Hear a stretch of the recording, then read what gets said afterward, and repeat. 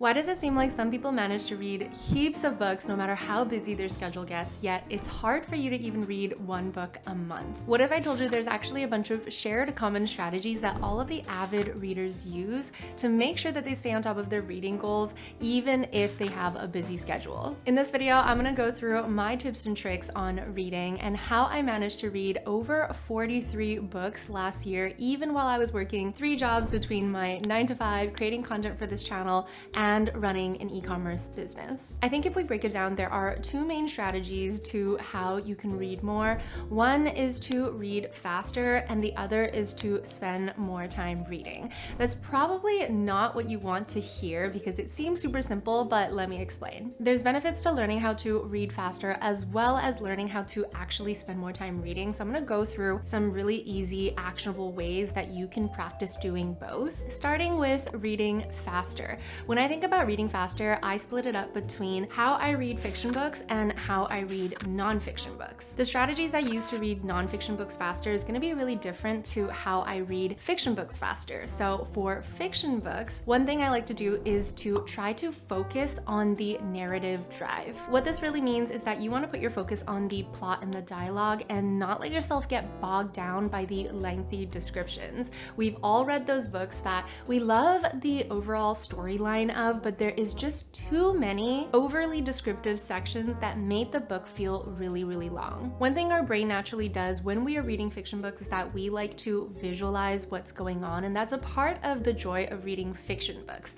But to get through a fiction book faster while still being able to enjoy the story, I like to make sure that I know exactly what's going on, aka the plot line, and then focus on the dialogue. And if I come to a part where I feel like the description is really lengthy, I will try to read that part faster or skim through it so that I can move on to continue with the story. The other way that I make fiction reading faster is by listening to the book in audio format, which you may think could be slower, but what I like to do is put it on 1.5x speed or 2x speed even to get through the story quicker. Sometimes when we are reading text in a physical book or an ebook, it's easy to get distracted with other things. So by making sure that I'm also listening to that book or only listening to that book in audio format and doing it at a faster speed, it just ensures that I'm actually getting through the story quickly and preventing me from getting distracted. The 2 apps that I really like using for this are Audible and Speechify. We've already all heard of Audible, but Speechify is an app that I discovered recently that actually allows you to upload your ebook and it'll turn that ebook into an audio format. I personally actually like the Speechify speed up functions even better than the Audible ones. And I really like how Speechify allows you to choose a different voice to narrate that story to kind of suit it to your own listening tastes. When it comes to reading nonfiction faster, one thing I always do with nonfiction books is to highlight and take notes about it and annotate the book.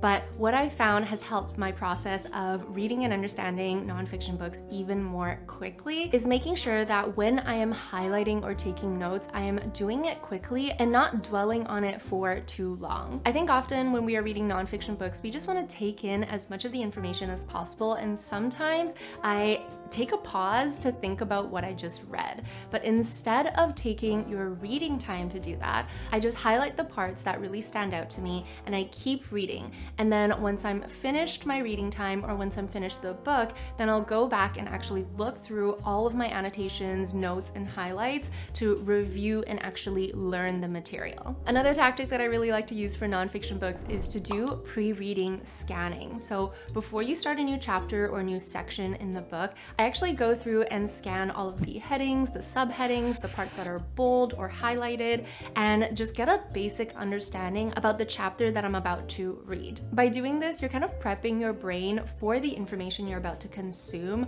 which actually helps you read through it faster, but also helps you understand it more deeply. When it comes to nonfiction books, I also like to implement speed reading whenever I can. There are a bunch of different tactics that you can use for speed reading. One is by try reading with your peripheral. So instead of reading the text from the very first character to the last character, you start about 25% in and let your peripheral read and understand the text that comes before that. So you're actually scanning from the 25% mark of that text line to the 75% mark of that text line, and then letting your peripherals read the rest. This way, you're actually saving a little bit of time from reading the entire line, which really does add up when you're working your way through a book. Another way that really allows me to work through nonfiction books more quickly is to skip over the case studies or examples, especially if there are more than one. So what I'll actually do is go through and read the chapter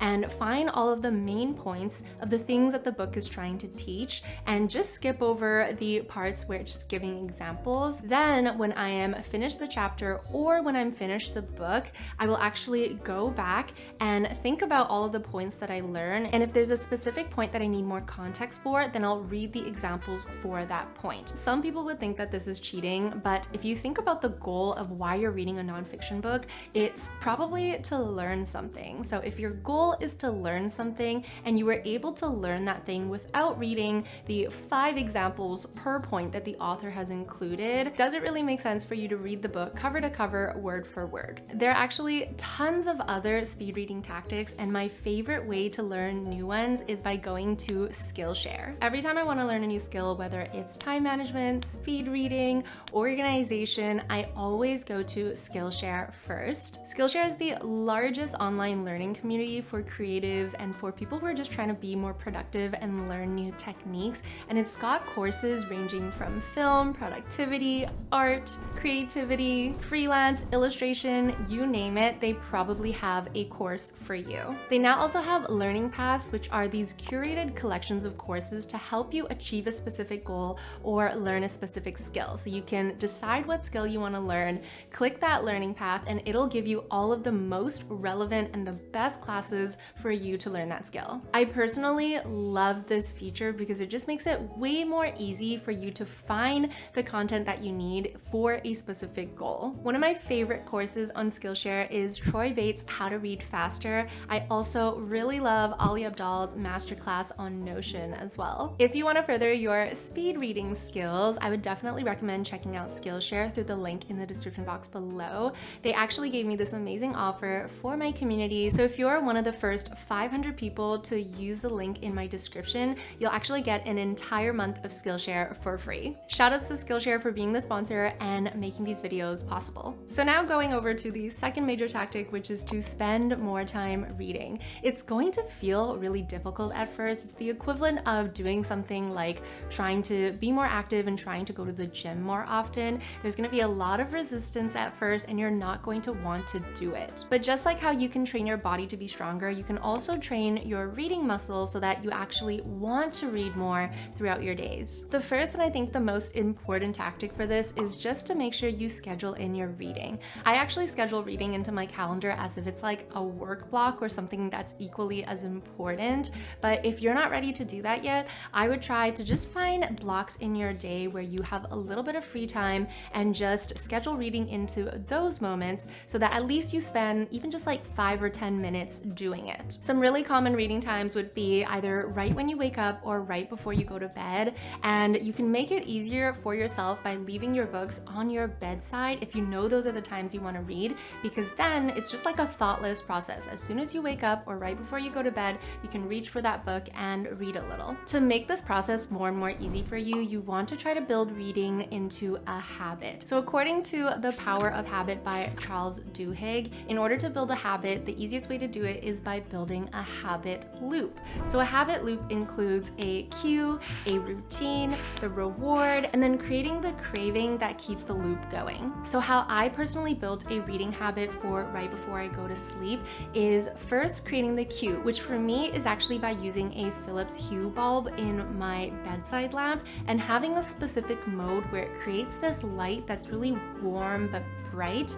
on my bedside that prepares me for reading. So I'll turn on the bedside reading mode, and that is my cue to start reading. To make the actual routine really easy for myself, I make sure I pick a book that I actually really am enjoying, which I'll talk a little bit more about later. And then the reward that I have for that habit loop is to track that progress using an app like Goodreads. I'll also check off reading from my daily habits list, so both of those things gives me this little bit of a dopamine hit to let me know that I have progressed.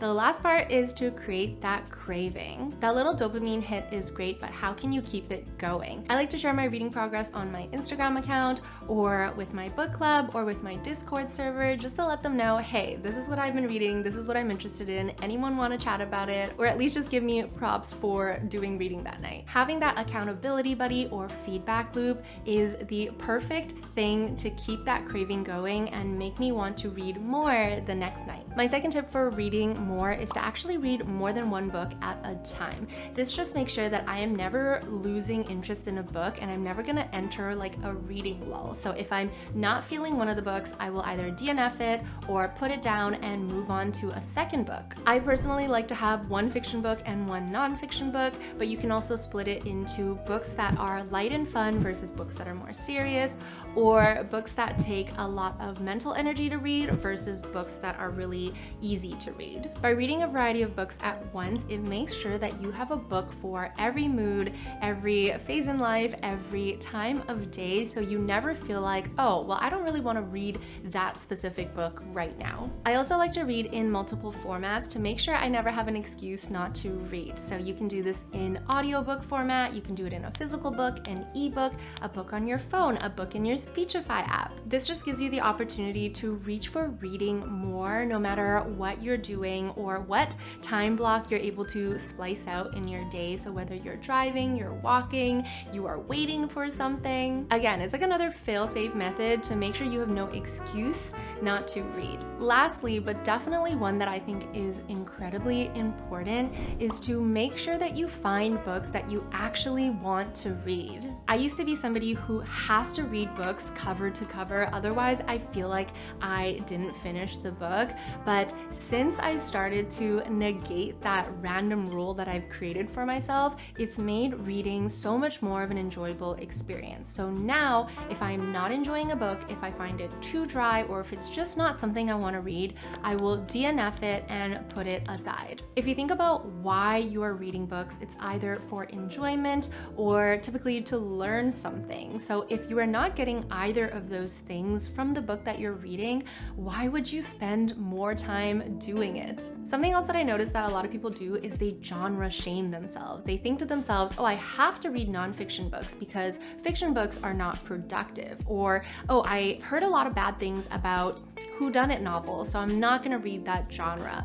But I really, really encourage you to just try out a bunch of genres and make sure that you're not only reading books that teach you something, but you're finding books that bring you enjoyment as well. A lot of people say that they don't like fiction books, but I challenge you to think about whether you don't like fiction books or if you just haven't found a fiction genre or author that you have liked yet. If you want to think about the productivity aspect of reading fiction can actually help you improve your attention span. It can help your brain de-stress and relax, preparing you and making you more productive for when you need to work. It improves your vocabulary, which can then improve the way that you talk, the way that you write. There are actually so many benefits to reading fiction, so do not discredit fiction books and just try to find a fiction genre that you actually enjoy. By following pretty much all of those strategies, I was able to get my reading from not even getting through one book a month to reading multiple books a month and sometimes even multiple books a week.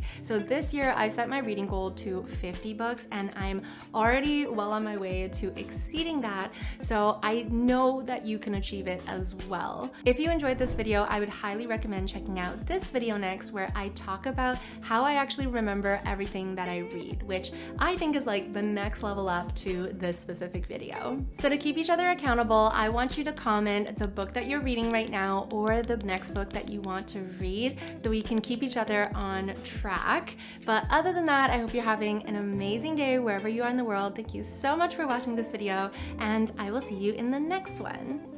Bye!